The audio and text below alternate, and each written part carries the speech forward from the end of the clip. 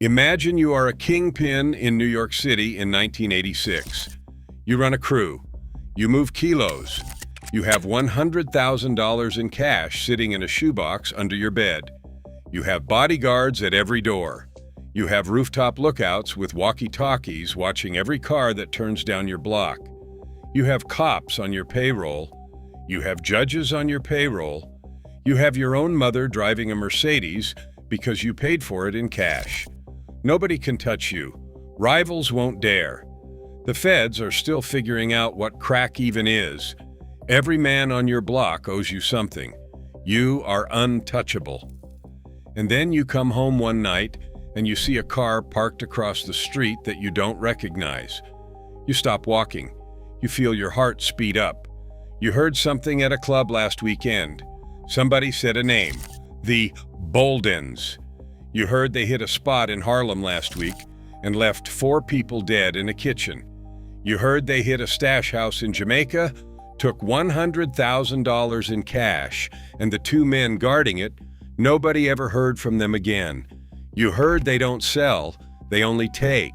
You heard they don't need money, they just want to take yours. You heard they are hunting kingpins, not for territory, not for revenge, not for business, but for fun. Just for the sake of saying they did it. Just to add one more name to a list they keep in their heads. Just to laugh about it later in some apartment in Queens while they count your cash. You stare at that car across the street. You put your hand on the gun in your waistband.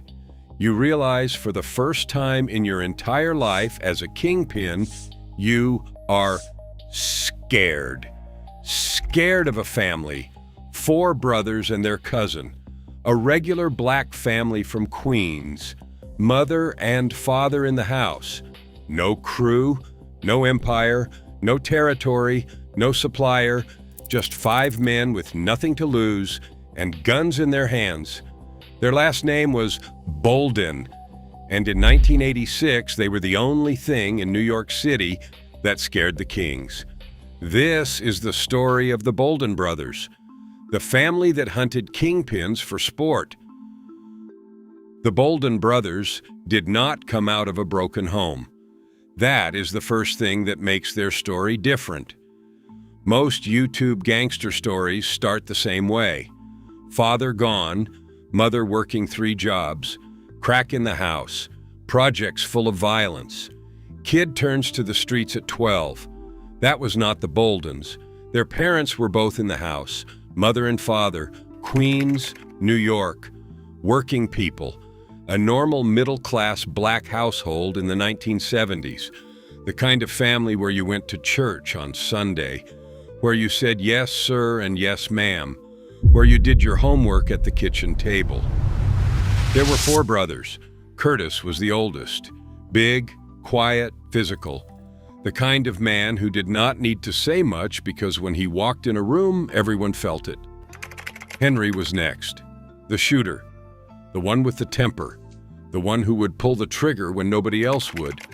Ernest was after that, the youngest of the 3 shooters, hungry, reckless, always wanted to prove he was as bad as his older brothers. Robert was the youngest, the driver, the quiet one, the last to join. And then there was the cousin, Isaac. Isaac practically lived at the Balden house growing up. He was raised more as a 5th brother than as a cousin. He ate at the Balden dinner table. He slept in the Balden bedroom. His last name was different, but his blood might as well have been the same. Isaac was the one who would change the family forever. Because Isaac had a gift that nobody else in the family had. Isaac could see things other people couldn't. He could look at a drug operation, and within a week he would know exactly where the money was, where the product was, where the guards took their breaks, where the girlfriend lived, where the mother lived, where the kingpin slept on Tuesday nights.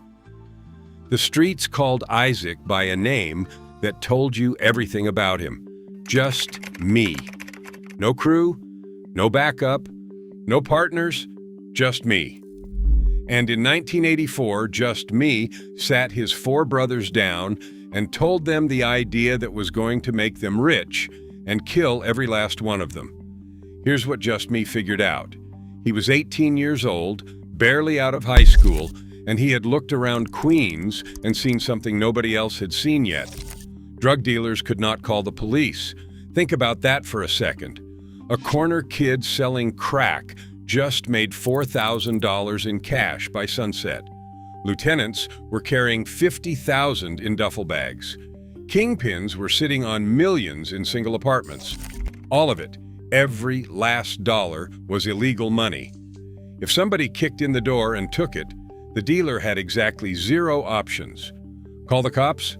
The cops would ask where the $50,000 came from. The dealer would talk his way straight into a federal prison cell. Call a lawyer? Same problem. So what did the dealer do? Nothing. He took the loss. He made up a story for his supplier. He hoped it never happened again. And Just Me realized that this was the perfect crime. No police report, no detective, no trial, no prison. Just free money, sitting in apartments all over New York City, protected only by the reputation of the men who owned it. And reputations, Just Me told his brothers, don't stop bullets. The Baldens started small. Nobody starts by robbing Fat Cat. They hit small-time hustlers, corner supervisors, dealers who worked 3 blocks. Just Me would scout the spot for a week, 2 weeks, sometimes a month. He'd watch from a parked car. He'd follow the product back to the stash apartment. He'd learn which window the guard looked out of. He'd learn what time the girlfriend came home with groceries. Then the brothers would hit. Curtis's muscle, kicking down the door or walking in calm and putting a gun to the closest head. Henry, on the main gun, the eyes of the operation, watching everyone inside the apartment. Ernest on the back door, making sure nobody slipped out. Robert in the car outside, engine running. 3 minutes in, 3 minutes out. The first few hits got them a few $1,000s apiece, then $10,000, then $50,000. By early 1985, the Baldens had robbed so many small-time spots in Queens that word was starting to get around. A family, a black family from Queens. They don't sell, they only take, and they take from us. The word reached the bigger crews. But the bigger crews weren't worried, because the bigger crews had soldiers, security, lookouts on the roof with walkie-talkies. Kingpins in Queens operated out of apartments with steel-reinforced doors. Every delivery was escorted. Every stash house had 3 men inside, armed at all times. The bigger crews figured no family with 5 guys was coming for them. The bigger crews were wrong. In the summer of 1986, the Baldens crossed the bridge. Harlem in 1986 was the richest black neighborhood in America. Rich Porter was 21 years old and already a millionaire. Alpo Martinez was 20 and had a collection of luxury cars that would embarrass a movie star. AZ Faison was making $100,000 a week. All 3 of them operated out of apartments in Harlem. Apartments full of cash, full of product, full of jewelry that any jeweler in Manhattan would have paid 6 figures for. Just Me picked AZ. Why AZ? Because AZ was the richest and Ozzy was the quietest. AZ avoided beef. AZ did not have a violent reputation like Alpo. AZ did not have street politics like Rich Porter. AZ just had money, lots and lots of money. Just Me watched Ozzy's operation for weeks. He figured out where Ozzy kept his cash. He figured out who Ozzy trusted. He figured out which apartment held the real stash. And on a summer afternoon in 1986, the Baldens kicked down AZ's door. What happened next would be whispered about in Harlem for the next 30 years. AZ Faison was in the kitchen. 4 of his closest people were with him. Cash on the table, product in the back room. Henry Balden came in first, gun up. He started shooting immediately. The first of Ozzy's people dropped. The second, the third, the fourth. All 4 men dead on the kitchen floor in under 60 seconds. AZ took 9 bullets, 9, in his head, in his chest, in his arms, in his legs. He collapsed against the kitchen cabinet, blood pouring out of him, eyes closing. Henry Balden stepped over his body, walked past the 4 dead friends, and grabbed the cash. Hundreds of thousands of dollars. Jewelry. Product. The Baldens walked out of that apartment in under 3 minutes. Ozzy Faison was left on the floor, bleeding to death. He should have died that day.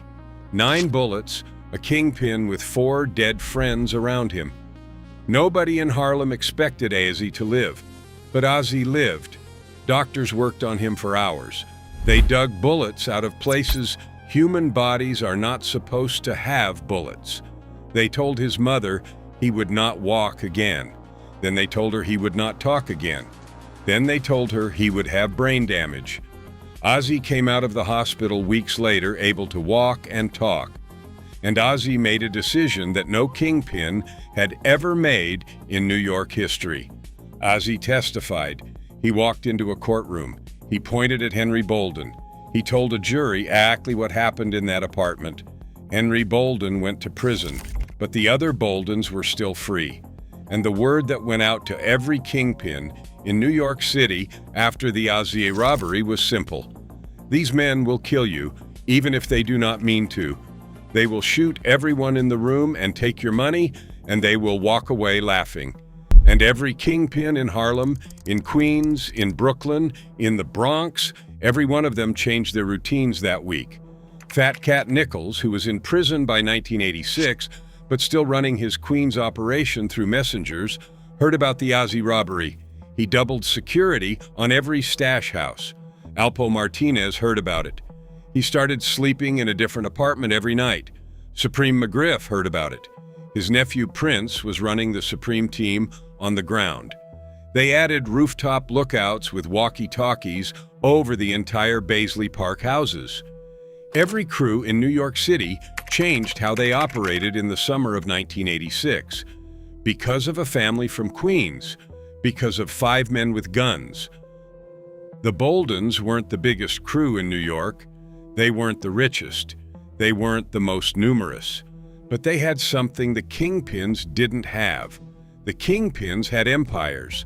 The kingpins had corners, crews, distribution networks, suppliers, soldiers. The Baldens had nothing to lose. They didn't care about territory. They didn't care about respect. They didn't care about long-term power. All they wanted was what you had, and they would kill every single person in your apartment to get it. That's the kind of enemy that terrifies a kingpin, because a kingpin can negotiate with a rival. A kingpin can call a truce with another dealer. A kingpin can split territory with a competitor. You can't negotiate with a stick-up crew. Stick-up crews don't want your territory. They want what's inside it. And once they've taken it, there's nothing left to talk about. For 3 years, the Baldens lived the life every black kid in Queens dreamed about. They drove luxury cars. They wore designer clothes. They tipped valet drivers $100 for parking. They walked into nightclubs and ordered every bottle on the menu. Just Me bought his mother a new house. He kept his old address, though, the house he grew up in, with the concrete steps out front. That's where he slept when he needed to disappear. That's where he kept his real money. The brothers rotated between apartments in Queens and the Bronx, never more than 3 nights in the same bed. And they kept hitting. They hit a Supreme Team stash house and walked out with over $100,000 in cash. They hit a Fat Cat spot in Queens.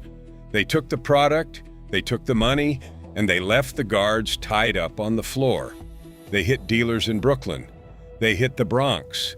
They even hit some Dominican operators in Washington Heights, men who would later become some of the most feared cartels on the East Coast. The Baldens didn't care. By 1987, the Balden family had taken in an estimated $2 million in cash through stick-ups alone. $2 million. Most legitimate businesses in Queens didn't make $2 million in a decade. The Baldens made it in 3 years, in apartments at gunpoint from men who couldn't call the police. But they made one mistake they didn't understand yet. Every robbery created an enemy. Every dollar they took came from a man with soldiers, money, and time. And by the summer of 1987, those men had decided the Baldens had stolen from them for the last time. The first Balden to die was Ernest. He was 23 years old. He was in Baltimore, Maryland, laying low while the heat in New York cooled off. He had a young woman with him. She was 19. One night, 2 men walked up on Ernest near a Baltimore apartment complex. They shot him until he stopped moving. They shot the woman too. Ernest Balden died in designer clothes and fresh sneakers. His body lay on the pavement until someone called it in. By then, his body was cold. His family back in New York got the news, and they didn't stop. Which is the craziest part of this whole story. Ernest was dead. Their little brother, gunned down out of state. The Baldens kept robbing kingpins because they didn't know how to stop. Because robbing kingpins was the only thing they knew how to do. Because at 24, 25, 26 years old, they had already made more money and lived bigger than most people ever do. There was no going back to a regular life now, so they kept hitting spots. That decision would end everything. August 6, 1987, Queens, New York, Isaac. Just me. Balden pulls up to his mother's house. He has been awake for 2 straight days. He has cash in his pocket. He has just finished scouting a new target. He is exhausted. He walks up the concrete steps of the house he grew up in. The same steps he had walked up as a 5-year-old, as a 12-year-old, as an 18-year-old planning his first robbery. He has his keys in his hand. He does not see the 2 men waiting in the shadows. The first bullet hits him in the back. The second. The third. Just me drops on the concrete steps. His mother is inside the house. She hears the gunfire. She runs to the front door. She opens it and she sees her son bleeding out on the porch of the house she raised him in. She drops to her knees. She screams his name. Just me looks up at her. He dies on the ambulance ride to the hospital. He was 25 years old. Across town that same week, Henry Balden, already out on bail after the Aziz case, out on appeal, back in the Bronx, back in the streets, was ambushed at his apartment. Henry took bullets too, but Henry survived. Henry would never rob another kingpin in his life. Curtis and Robert heard about Just Me and Henry, and for the first time in 3 years, the Balden family understood something. The game was over. For years, everyone in New York wondered the same thing. How did they find Just Me? Just Me was a ghost. He slept in different apartments every night. He did not use his real name. He did not have a phone in his name. He did not have a car in his name. He did not even have a mailing address in his name. How did 2 killers end up waiting for him on his mother's front porch? The answer came out years later, in a courtroom, in federal trial testimony. There was a woman named Ina McGriff. She was a parole officer in New York State. Middle-aged, respected, trusted. She was also on the payroll of the Supreme Team, the Queens crack crew that the Baldens had robbed, the crew run by Kenneth Supreme McGriff and his nephew Prince. Prince Miller paid Ina McGriff $3,000 in cash to look up the Balden family in the New York State parole system. She pulled every file, every address, every known relative. She handed Prince a sheet of paper. On that paper was Henry Balden's address in the Bronx and the address of Just Me Balden's mother in Queens, $3,000. That was the price of just me's life. Later, when news reports mentioned a Balden had been shot in Queens, Ina McGriff asked Prince about it. Was that the same Balden she had given the address for? Prince did not answer yes, did not answer no. He just smirked. She knew. By 1988, the Balden family had been broken. Just me was dead. Ernest was dead. Henry was alive, but never the same, a shell of the shooter he had been. Curtis kept trying for a while. Small spots, local hits, but without Just Me's planning, he was working half blind. He was eventually locked up on lesser charges. Robert, the youngest, disappeared from the streets. The Balden mother was left in a house in Queens. Her son's blood still remembered on the front steps. Her other sons in prison or scared. She had watched her family rise from a middle-class household in the 1970s to the most feared stick-up crew in New York City. And she had watched them come apart in 3 years. Today, nobody raps about the Baldens. Nas rapped about Pappy Mason. Jay-Z rapped about Rich Porter. Cameron made a movie about Alpo. The Kings got remembered. The men who terrified them didn't. But every kingpin in New York City in the summer of 1987 slept a little easier after Just Me died. Because for 3 years, 5 men from a regular Queens family had made the richest drug dealers in America afraid to go home at night. Here's what the Balden story really tells you. Fear doesn't follow money. Fear doesn't follow power. Fear doesn't follow territory. Fear follows nothing to lose. The kingpins of New York City had everything. Millions of dollars, cars, women, respect, corners, crews. All the Baldens had was each other and a willingness to die. And that was enough to make every king in the city afraid. That's why the streets talk about the Baldens in whispers 30 years later, even when the rap songs don't. Because everybody who ever sold a kilo of crack in the 1980s knew the same thing. You could have all the money in the world. You could have bodyguards. You could have rooftop lookouts. You could have steel-reinforced doors. None of it mattered. If Just Me Balden decided you were next, you were next. And the only reason they stopped terrorizing the kingpins of New York City is because Ina McGriff sold an address for $3,000. Otherwise, the Baldens might still be robbing spots today. In 1986, there were 3 men every black kid in New York City wanted to be: Alpo, Rich Porter, AZ. But there were 5 men those 3 men were afraid of: Curtis Balden, Henry Balden, Ernest Balden, Robert Balden, and their cousin Isaac, the one the streets called Just Me. A family from Queens, 4 brothers and their cousin. They didn't sell drugs, they didn't build an empire, they didn't control territory, they just took from the richest, most feared men in New York City. For 3 years, they lived bigger than any of their childhood friends could imagine. Then their little brother died in Baltimore. Then their cousin died on his mother's front steps. Then their brother survived a Bronx ambush and went silent forever. 3 years of terrifying the kings of New York. 3 years of taking what they wanted.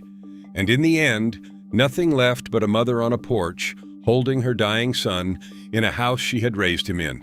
That's the Balden brothers, the family that made the kings of New York afraid.